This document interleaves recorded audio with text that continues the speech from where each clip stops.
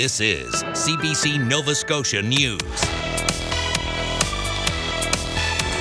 She's back home after a life-saving lung transplant, and now she's ready to fight the province for more funding for other patients. Proposed aquaculture sites. Time is running out for members of the public to have a say. And encounter of a lifetime. A Cape Breton lobster fisherman gets up close and personal with a white shark. A really nice Friday shaping up across the province. Lots of sunshine. We are watching a system building in for the weekend. We'll time it out for you coming up.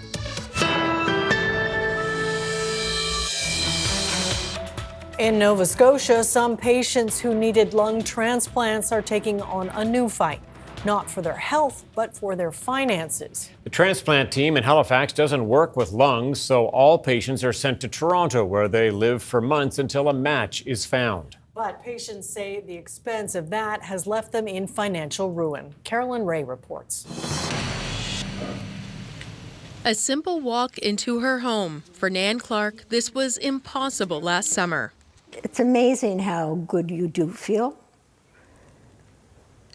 I can't believe I'm getting almost 98% saturated oxygen now, so.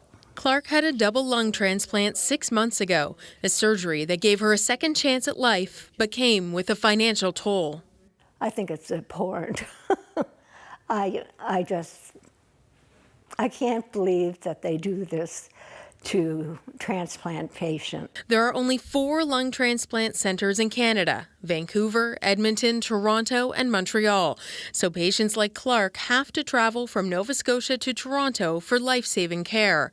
The province offers $3,000 a month to cover the cost of accommodation while getting treatment at Toronto General Hospital.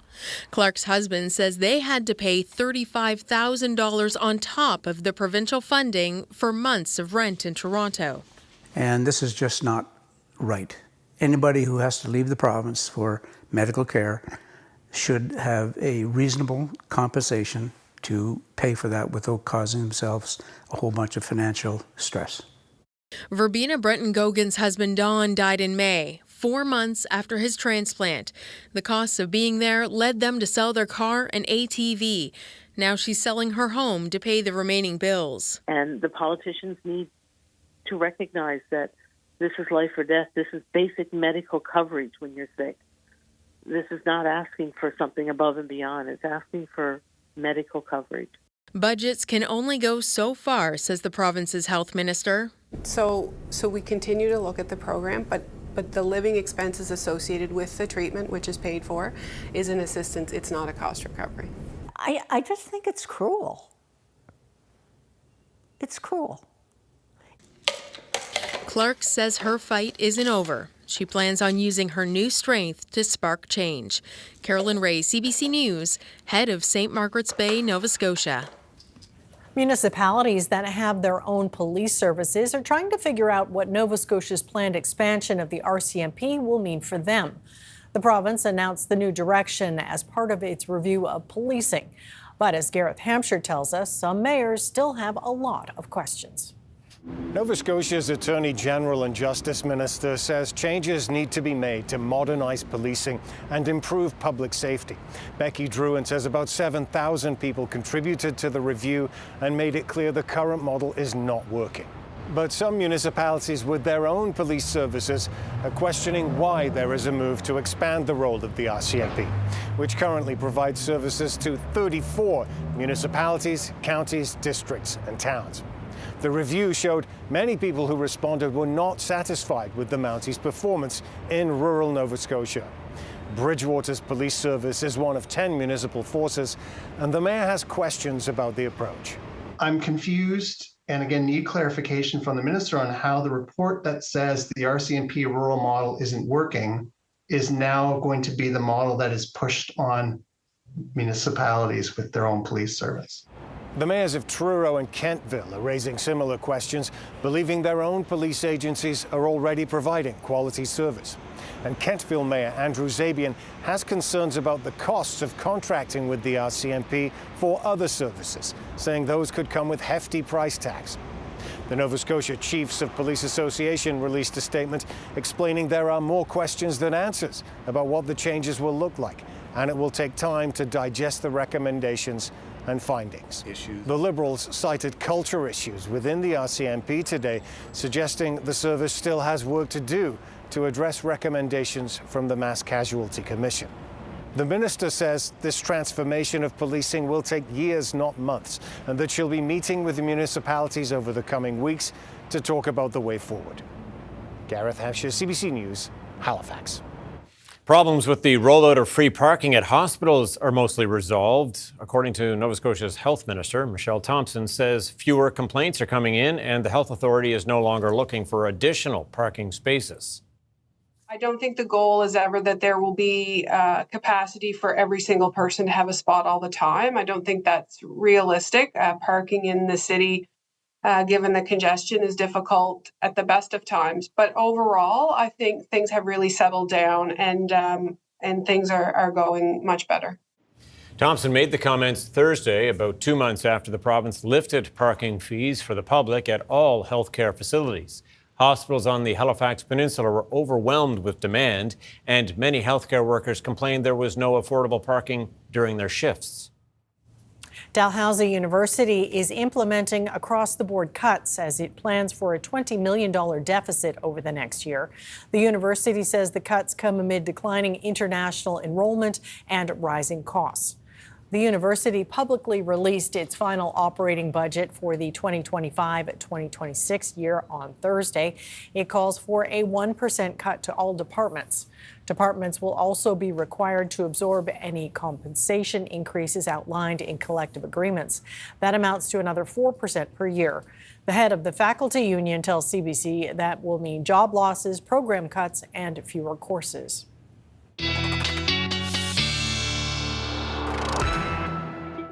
And Ryan Snoddon with us now for our first quick peek at the weather forecast. A bit cloudier today. Yeah, things clouded up and things are going to clear out again through the overnight with lots of sunshine on tap for Friday. That's the good news. As we look at the high temperatures today, a little bit of a difference from the last couple of days. Gone are the high 20s and 30s, and certainly a cooler feel, a cooler start to the day. But yeah, really, really nice with all that sunshine today. As we said, things have clouded up, but we're going to clear those clouds again. Tomorrow, mostly sunny skies, more clouds building in towards the later part of the day. But a good chunk of the day, temperatures are going to be nice with all that sunshine. As you can see, a bit cooler in Cape Breton. So there goes the cloud that's currently in place. There's that sunshine for Friday.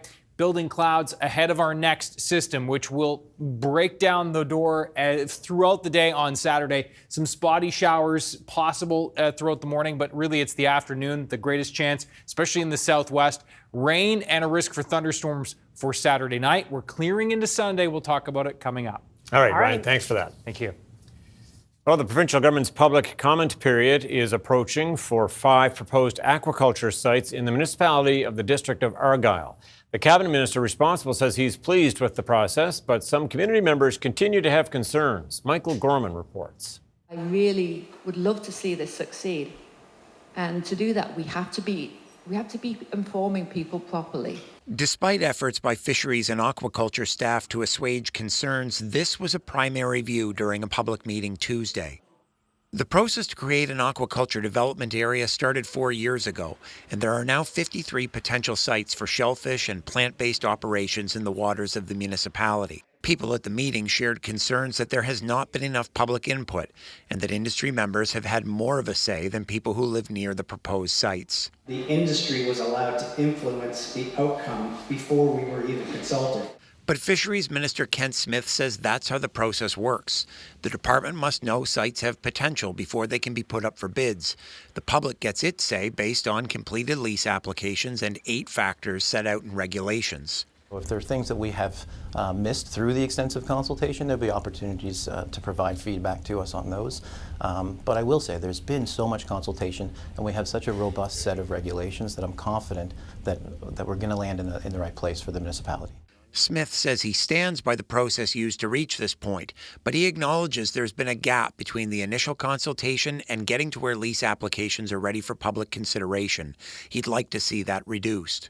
If we could compress that period so that people are more aware, get as many people involved as possible, but keep the decisions a little closer to the consultation so it's fresh in people's minds. People who support the development area say it's a way to diversify the local fishery and increase economic development. But for at least some people in the community, their concerns still outweigh potential benefits, and they want the province to slow down. Michael Gorman, CBC News, Glenwood. More than 3 years have gone by since a report detailed ways to protect the vulnerable Chignecto Isthmus, and construction has yet to begin. The isthmus is a narrow strip of land that connects Nova Scotia to New Brunswick. A system of dikes protect it from the punishing tides of the Bay of Fundy, but many of the dikes are centuries old and need to be repaired or replaced. Nova Scotia Public Works Minister Fred Tilley confirmed Thursday that the project is still in the pre-engineering phase. Well, there's a lot of work that has to happen before work starts. Obviously, you have to do all the environmental work. This is a 10-year plan, so it's going to be several years before you would see shovels in the ground on that project. Opposition members say government is going too slow. There will be no interruption to the existing ferry service to Briar Island. Transport Canada gave the province a deadline to hire more staff or risk being forced to use a smaller ferry with less capacity. But the province has received an extension from Ottawa, and it's posted job ads to hire more staff and meet safety requirements. The ferry will be staffed with 4 people at all times once the new hires are brought on board. The QE2 Foundation has received a generous donation from a local sports team. And that donation will go towards renovating its gymnasium for mental health patients. The CBC's Karsten Green reports. Whether you're getting in a workout or unwinding with a game of ball, gymnasiums provide the perfect outlet to relieve stress and anxiety. That's why the QE2 Foundation is refurbishing its own gym at the Abby J. Lane Memorial Building for mental health patients. And help is coming from an unlikely source. We were the charity of choice for the Halifax Thunderbirds this past season, and we've been blown away by the support that they offered. The Halifax Thunderbirds, coming off a successful season, raised more than $88,000 for the QE2. The money will help the foundation both transform this gym space and purchase new equipment. Susan Mullen, president and CEO of the QE2, says she is grateful for the donation and believes the renovations will go a long way in helping patients in their recovery process. Being able to update equipment, making sure that the gym equipment stays up to date and safe for patients, that's why it's important. Our why is really about helping patients and their families. Bob Baird, a recreation therapist for Nova Scotia Health, says his biggest hope for the new gym is for dividers to be set up, allowing multiple groups to use the space for different activities at the same time. So we could have, one group doing pickleball and badminton on this side, where over on the other side, another group could come in and do basketball or floor hockey or whatever it was. The QE2 says renovations are set to begin very soon. Kirsten Green, CBC News, Halifax. A lobster fisherman in Cape Breton recently had a close encounter with a white shark. Jimmy MacArthur was off the northern coast of Inverness when he saw something he's never seen in his 40 years of fishing. Take a listen. Oh my God, look at this. It was pretty exciting for me because I'm on the ocean my whole life and I never seen anything like I've seen that day. Just a place called Sight Point. It's on the west side of Cape Breton. I was just fishing lobsters there and I just seen something splash. I started getting closer and we saw the dorsal fin and then we knew we had a shark. And at one point he came back the second time. He almost tried to take a bite out of the back of the boat. His teeth were right on the boat. Look at a bite in the boat. Sharks, they're very curious animals. They can detect electrical stimuli. So if there's any electrical impulses coming off the fishing vessel, like from the sounder, it'll attract the shark in and they'll be curious just to check it out. We have a number of sharks in our waters. During the summer months, we do start to see more sharks come up from down south, and white sharks are one of them. And we are seeing more and more of them every year. No, we weren't scared one bit. No, we weren't scared because my boat is big enough and that. And no, we knew we were all right. It was just we got so close to him. We were looking down at him as he was swimming by the boat. We could have touched him with a 4-foot pole. He was that close. And then at the end of it, he just swam down into the deeper water. Yeah, they're out there all right. I know. Do you see any? Take a close look. All right, Ryan is up next with his full weather forecast. The weekend is coming. We'll see you in just a few minutes.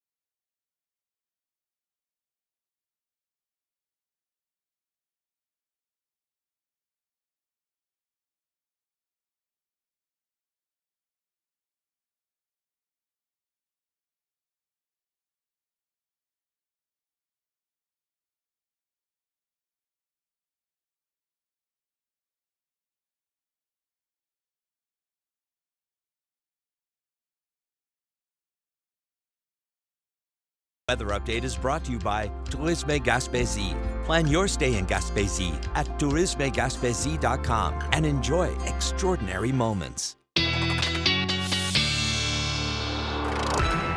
All right, your full weather forecast now, and we're looking forward to what sounds like a pretty nice Friday. It sure does, but of course it wouldn't be a weekend without a little wet weather, right? Paper bag, please. Paper bag. Oh man, what a run! We're on a what streak. a run! Though last Saturday, it was a stellar. beauty. It was. Yeah.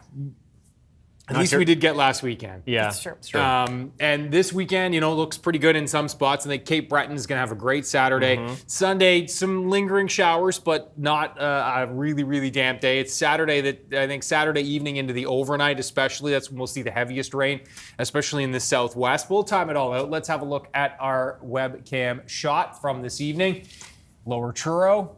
Beautiful evening there. Yeah, the clouds have built in, but note it's a little brighter there to the right-hand side of the screen. So we're already starting to watch the back edge of the clouds pulling away. And yeah, we'll watch those skies clear through this evening. Temperatures out there right now, 13 at Western Head. That's one of our cooler spots. Most of us into the high teens. And yeah, not a bad evening under that cloud. Look at the dew point. I mean, we were up in the humid to oppressive range for all those days, and yeah, we're down in the single digits now, and it's just super, super dry. In fact, so dry that it looks like this is showers coming through. This is actually, from what I can tell anyway, not making it to the surface. It's so dry, this is actually evaporating before it makes it to the surface, at least most of it. Maybe a few isolated drops here, but it's very nice, really nice and dry. High pressure moving in, that's going to keep us calm for tomorrow. And then we've got this low, which is holding hands with this line here, and that is going to be working its way in over the next couple of days. And look at the temperatures. Lots of heat across the U.S. South. Pretty summer-like through most of the country, although St. John's, 8 degrees, standing out like a sore thumb. And as we look at the forecast for tonight, we'll be into the single digits for overnight lows, 8 to 12 for the most part. Could see some single digits dipping to as chilly as, say, 6 in low-lying areas of the eastern mainland. So the cloud will fade away through this evening, and we are looking at a lot of sunshine as we turn the page into Friday. Looking at a really, really nice day with all that sun, some clouds building in into the afternoon. 15, 19 degrees across Cape Breton for tomorrow with a light northerly flow. We'll be up into the low 20s across most of the mainland tomorrow. A couple of cooler spots, maybe in some sea breezes there along the North Shore with a bit of an onshore northerly flow there. 23, 24 through Metro. I think Keji will be near 25 tomorrow. That'll be one of our hotter spots, looking pretty good indeed. Light sea breeze for the South Shore, but overall, nice. Now, there's the cloud that builds in. Couple of spotty showers for Saturday morning, but the bulk of the wet weather is looking set to hold off until the afternoon. And again, the greatest chances are going to be for the western parts of the province, but into the metro area could see a few of those showers as well. Cape Breton looking nice on Saturday. Building clouds, yes, but you folks are looking set to remain dry. Excuse me, losing my voice here. Now, here's the wet weather that we're tracking, the wettest of weather. Late Saturday afternoon into Saturday evening, periods of rain, maybe even a risk for a thunderstorm here Saturday evening into the overnight as this system does track in.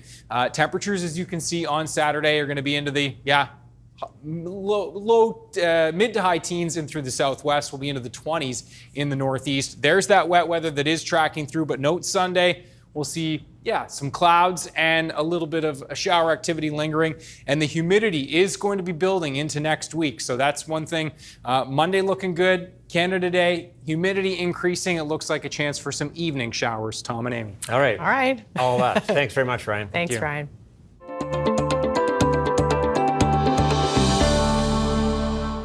PEI is hosting a royal. Prince Edward, the Duke of Edinburgh, is on the island marking the 100th anniversary of the Prince Edward Island Regiment. 150th anniversary. 150th, sorry. Today, he met with people from Abegoit First Nation. The CBC's Sheehan Desjardins has the story. It wouldn't be a traditional Mi'kmaq welcome for the Duke of Edinburgh without a bit of humor as he met with community members on Abegoit First Nation. He's going to introduce himself if he would like to do so. On the basis you don't know who I am? The king's youngest brother has been to the island before. It's Prince Edward's first time in Scotchfort, though. It's a great pleasure to be here and an honour, and I also pay my respects to your ancestors and all those who have gone before. It was his own personal interest that brought him here.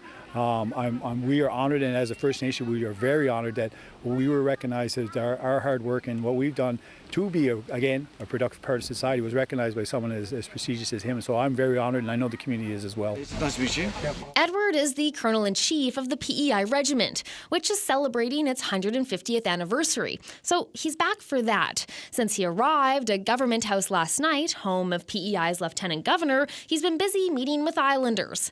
This is a much different stop, though. A new relationship with Abegoit is forming, treading in the right direction. We've learned so much as a community. We're able to process where we are and why we are here. And I think that changing the historical information to include the accurate information of First Nations involvement, but also to cherish how far we've come as a community. We're recognized in Abegoit as being productive and moving forward in a good way. The cenotaph is a reminder of that. It's to honor veterans and children who died in residential schools. They stopped here first. At the Healing Lodge, elders awaited. Nice to meet you. Good to meet you. Yeah. So did the dancers. A moment at least one is bound to remember. Was here to see us dance, and I hope he will learn the powwow. Good. Lovely to meet you. Thanks very much. Although there is always work to do, the chief believes his community's future is bright. When you have something like this, when you have someone in a position that can influence others and take the time and slow down and recognize that this First Nation is a productive part of the Canadian society, we are honored to do that. And I think it's great that you take the moment and go above and beyond. And it's actually truth and action. While on PEI, Edward will also be attending the Royal Regimental Ball and the Freedom of the City Parade in Charlottetown. Then he's off to Toronto before heading to Ottawa for Canada Day celebrations. Chien Desjardins, CBC News, Scotchfort. Coming up, downtown rebound. New numbers show the number of visitors to downtown Halifax over the past year has surpassed pre-pandemic numbers.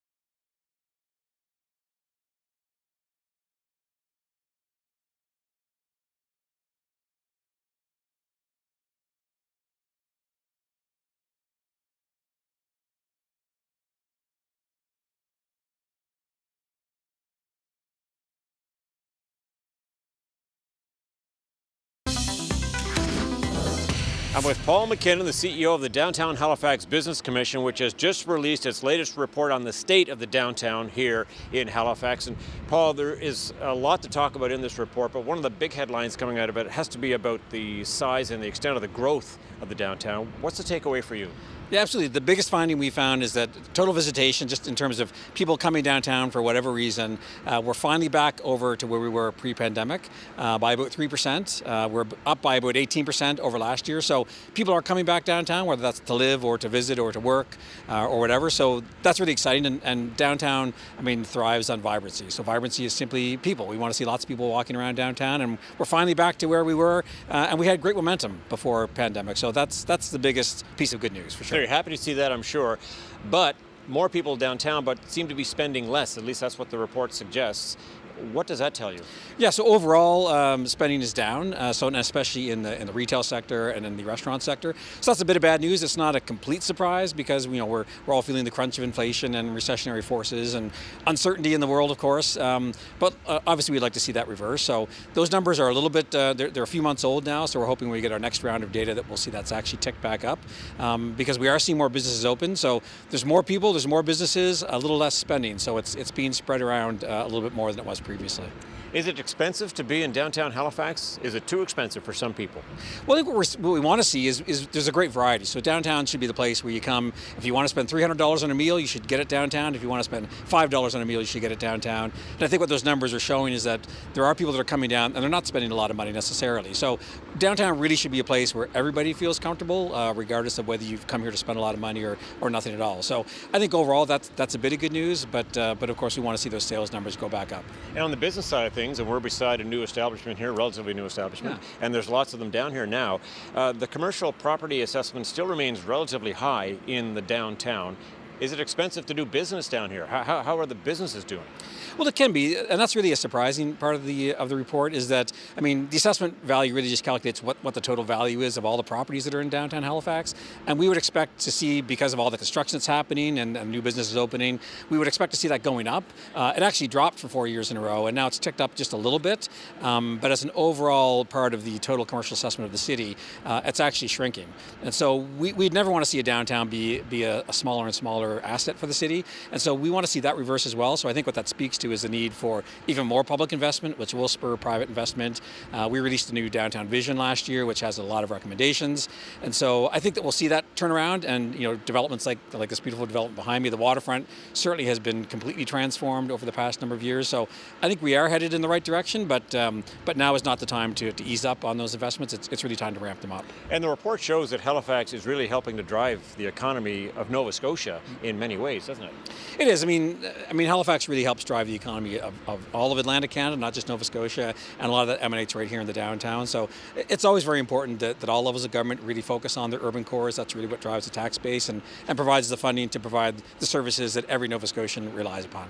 So a lot of growth to be spoken about, but how well is Halifax managing that growth? In your vision, or you look out, 5 years from now, when you look at how they're managing that growth now, what do you say? Well, first of all, growth is good, so we certainly don't want to be doing anything to slow down the growth. I can't go a day without hearing about congestion. I'm sure you don't either. So that's no one that lives in a vibrant, growing city is ever happy with how long it takes them to get from point A to point B.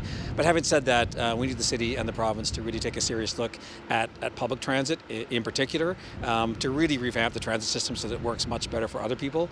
We need to invest more into micromobility. So we do need to do something about the congestion. We need to invest. If we don't invest, we're not going to see this continue to grow. So that's a really important priority, both in terms of being able to get people to and from the downtown, but also to be able to get around on the peninsula. And you want more people to stay downtown. Do we have enough places for people to stay? Given what's happened with the Airbnb rules and with hotel construction in this city, where are we standing on that front? Yeah, so the good news is we're expecting another big tourism year, both this year and next year, and we've got some really big events coming. What we have heard from the industry is there is concern that we are going to be facing a shortage of hotel rooms, maybe not this year or next year, but in upcoming years, and that could really hinder us in terms of attracting events.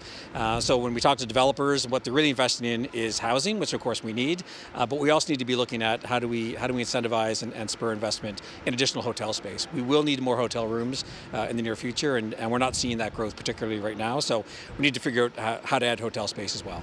So what do you think this city looks like in 5 years?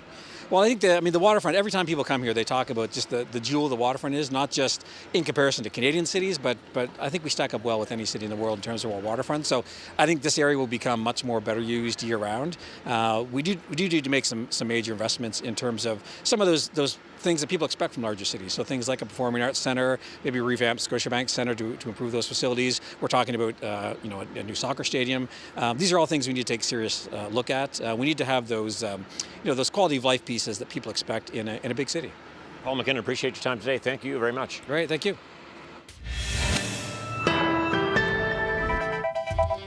Coming up, Iran's supreme leader is warning the U.S. against future attacks in his first statement since the ceasefire was announced by President Trump.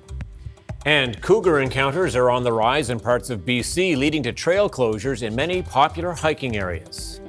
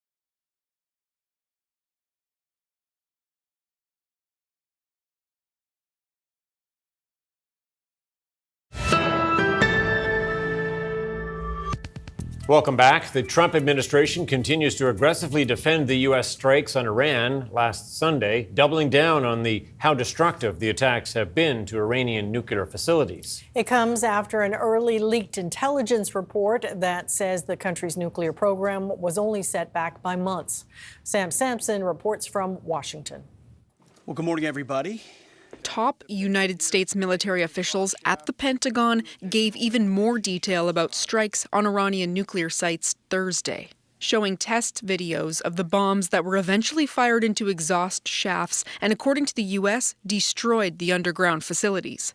Unlike a normal surface bomb, you won't see an impact crater because they're designed to deeply bury and then function. I know there's been a lot of questions about that.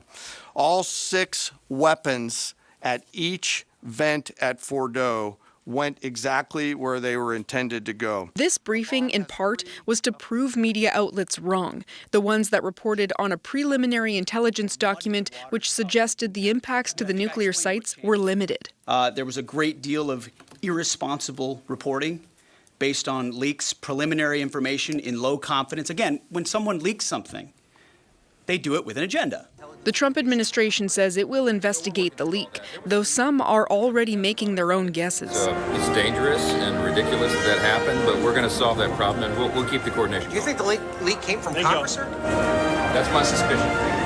As Washington plays whodunit, world leaders continue to weigh in on the damage done at those Iranian nuclear sites. Both Israel and Iran have claimed victory and give varying degrees of how badly the sites were hit. Il a subi d'énormes dégâts.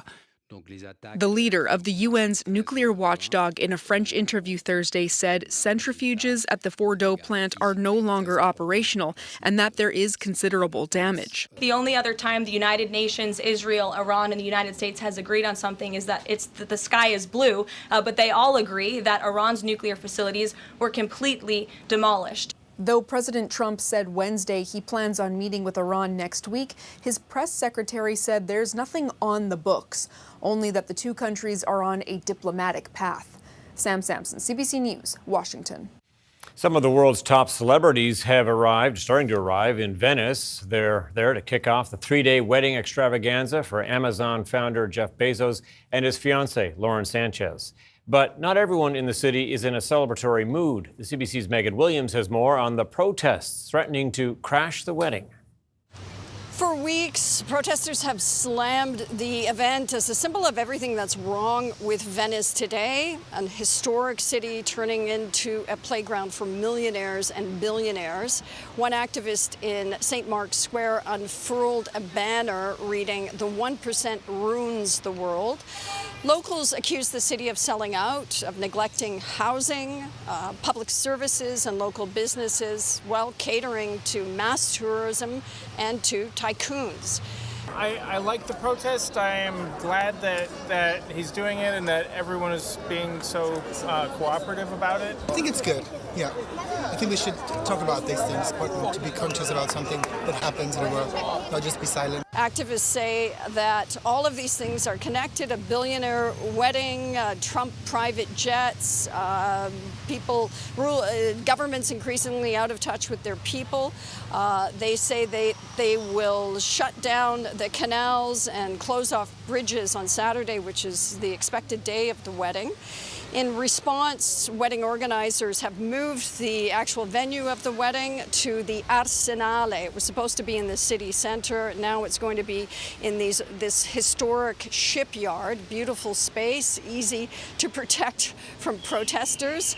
Of course, none of this has stopped celebrities pouring in. There's been Oprah, the Kardashians, politicians like former White House advisor Ivanka Trump and Jared Kushner. They're all coming in on private jets, which of course has not diminished the anger towards these people. Critics are calling this wedding one more cash grab for the city that is selling its soul to tourism and to billionaires. Megan Williams, CBC News, Rome. A new COVID-19 variant is spreading this summer. Hospitalizations are high, and doctors say getting the shot is still a smart move for protection against serious illness. Christine Birek looks at the findings. Still wondering if the COVID shot is worth it? It may not shield you from infection, but it could keep you out of hospital. This study reinforces that updated COVID-19 vaccines reduce severe disease. That's really important. A newly published study finds the latest COVID-19 vaccines offered significant protection for about 2 months. Those who got the shot lowered their risk of becoming critically ill by nearly 70% and cut their chances of hospitalization and emergency department visits roughly in half. Protection did wane over time, dropping to about 50% for critical illness, but remained effective up to a year. If you sold me something that said, you have a 50% chance of not having something bad, I would take that in a heartbeat. It doesn't happen to you until it happens to you, and at that stage, it's too late.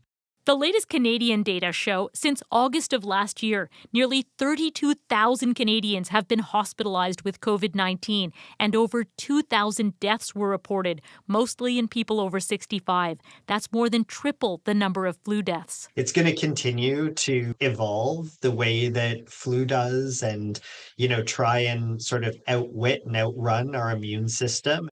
A new variant has been surging in China, India, and the U.S. Nicknamed Nimbus, symptoms can include a severe sore throat. The World Health Organization is tracking it. So far, the severity appears similar to other variants.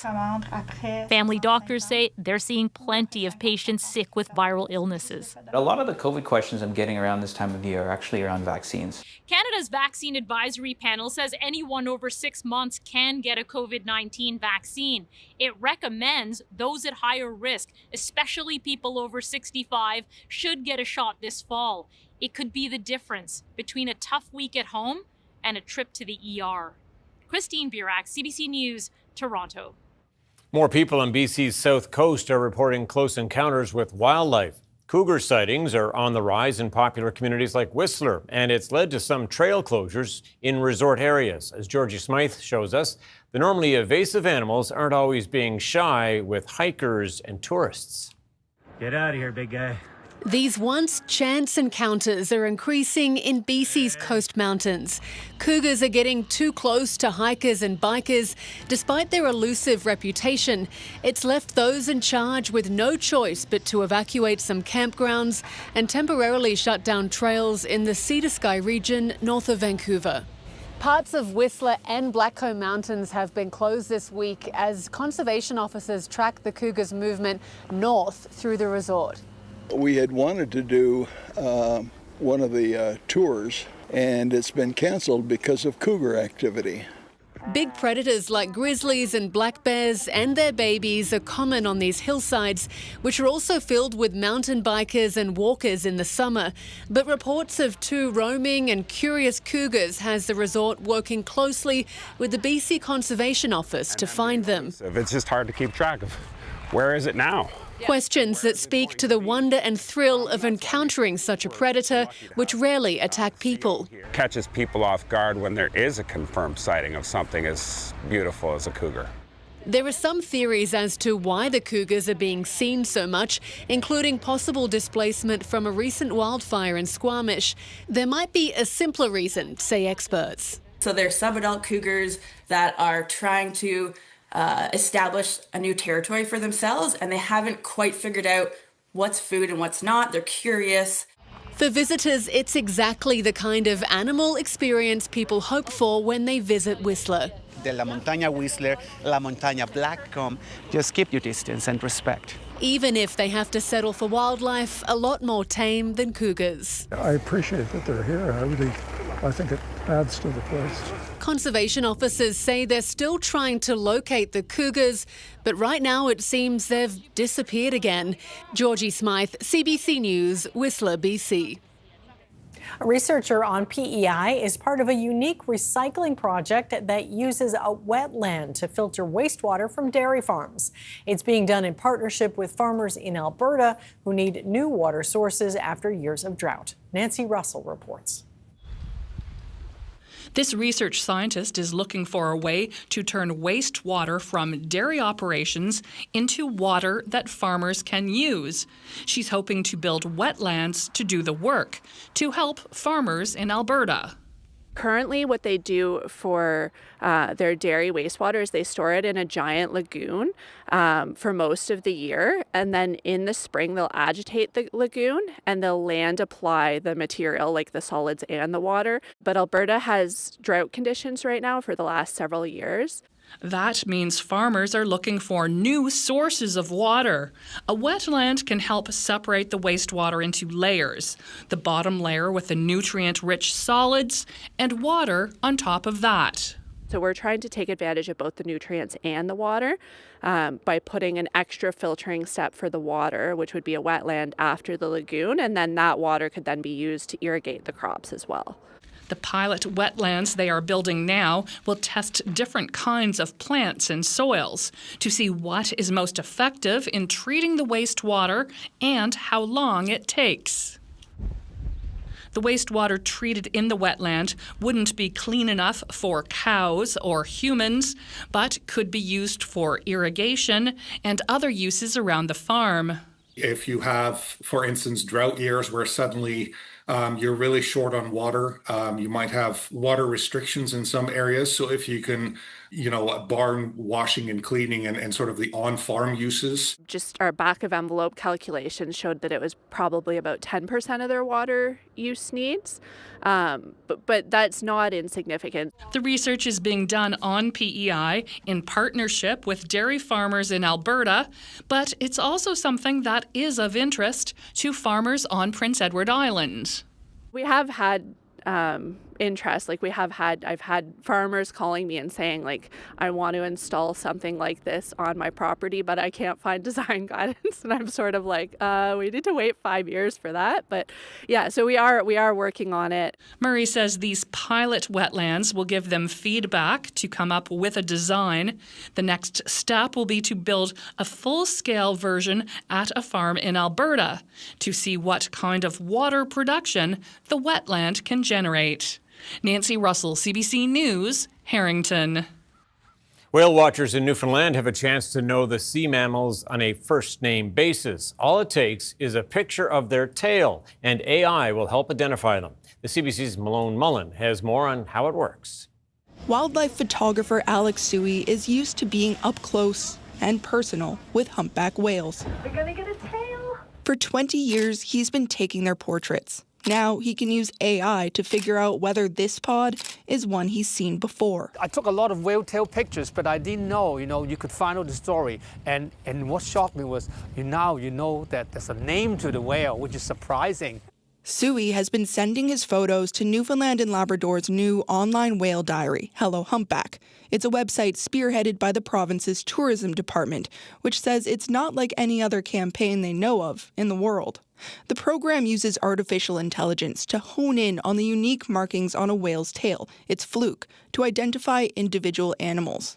Just from a photo of a fluke, the AI model can figure out who this whale is, where it's been, and when. But it also goes a step further and actually generates a story about each whale, even, as Suey said, giving it a name. It's a timely effort. As the climate changes, tourism operators are seeing whales coming to visit these waters earlier. The capeland that they feed on is really temperature dependent for their spawning. So with bigger shifts, we'll start to see bigger changes with humpback whale migrations. Although it's only a month old, the tourism minister says Hello Humpback is already helping track the whales. We've had 150,000 visitors, and we've actually had 3 new whales identified. Whale lovers on this tour say they're keen to help the cause. It's important that we do whatever we can to track and see what they're doing and what's happening with them. Suey says the project helps him get a tiny bit closer to these giant creatures. It's just like fingerprints, face recognition, it just recognizes the whales easier. To me, it helps me to know more about the whale, where they have been from, and how long has they been away from Newfoundland. Making his passion for capturing wildlife in photos that much more meaningful. Malone Mullen, CBC News, Bay Bulls, Newfoundland. Canada's main stock index saw a gain today, while U.S. markets also climbed. Here's a look at the numbers as we head to break.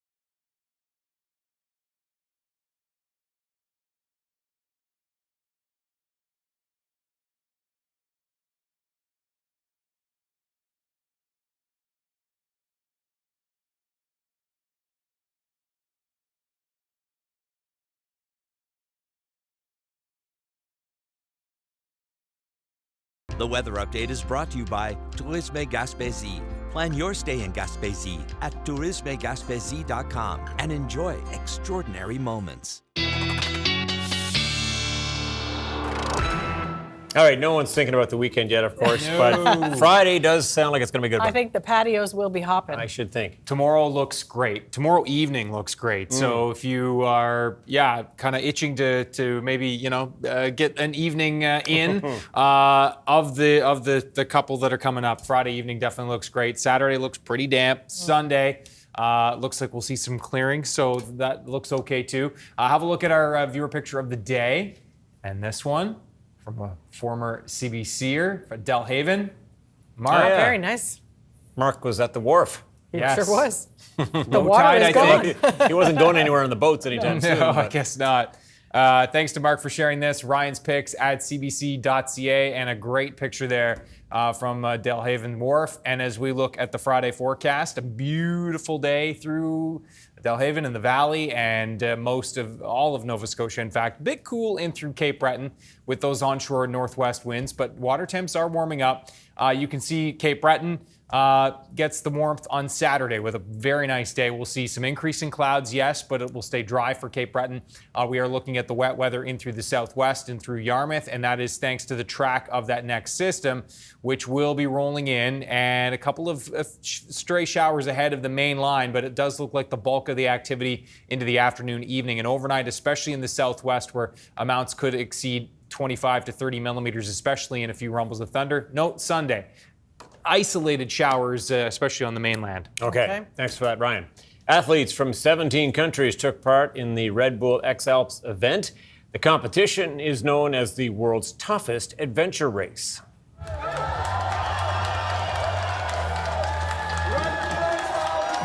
The nearly 1,300-kilometer course forms a giant figure eight across Austria, Italy, Switzerland, France, and Germany. It includes technical climbing sections and high-risk flying zones. The event began in 2003 and takes place every 2 years, with both men and women competing. An Italian athlete won this year's race and broke a 16-year Swiss winning streak. We should do it next year. Yeah, for sure. Sign us up. That's it for us tonight. Thanks for watching. We'll see you next time. Good night. Good night.